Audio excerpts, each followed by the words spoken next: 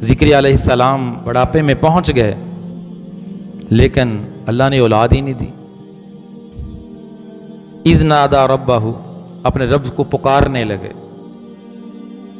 रब्बी humbly मिन लदुनका ज़ुर्रियतन तय्यिबा,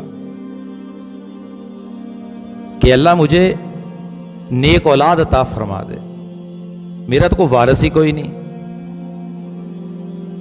या अल्लाह ऐसी औलाद अता फरमा जो मेरा वारिस बने और आले याकूब अपने दादे का भी वारिस बने, मेरे इल्म की वरासत भी उसके पास हो, अपने अबाओ अजदाद की वरासत भी उसके पास हो।